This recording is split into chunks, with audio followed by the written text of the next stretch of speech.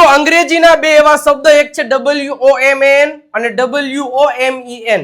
ઘણા બધા લોકોને ખબર હોય છે છતાં પણ બોલવામાં ભૂલ કરીએ છીએ, છતાં પણ એને ઓળખવામાં ભૂલ કરીએ, છતાં પણ એને લખવામાં ભૂલ કરીએ છીએ. આજ પછી નહીં પડે, થોડીક જ વારમાં સમજાઈ દઉં છું. સૌથી પહેલા વિડીયોને લાઈક કરી દો અને શેર કરી દો અને ફોલો અથવા તો સબસ્ક્રાઇબ બટન દબાવી દેજો. ઓકે, હવે પહેલા તો આનો ઉચ્ચાર શું થાય? તો WOMAN એને વચાય વુમન. શું વચાય?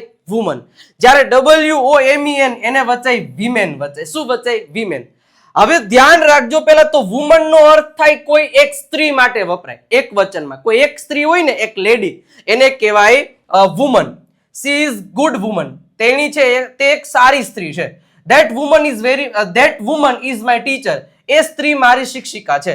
તો યાદ રાખો કે WOMAN વુમન વચાય એ વન લેડી એટલે કે એક સ્ત્રી માટે વપરાય છે. એવી જ રીતે WOMEN એટલે એને વચાય વિમેન. અને જે મેં તમને કીધું એવી જ રીતના ઘણી સ્ત્રીઓ, એક કરતા વધારે સ્ત્રીઓ. Those women are doctors. પહેલી સ્ત્રીઓ ડોક્ટર છે. I saw some women in the park એટલે કે મેં ઘણી બધી સ્ત્રીઓને પાર્કમાં જોઈ. યાદ રાખો WOMEN વિમેન મેની લેડીઝ એટલે કે ઘણી સ્ત્રીઓ માટે વપરાવામાં આવે છે. તો વુમન એટલે એક સ્ત્રી, વિમેન એટલે એક કરતા વધારે સ્ત્રી.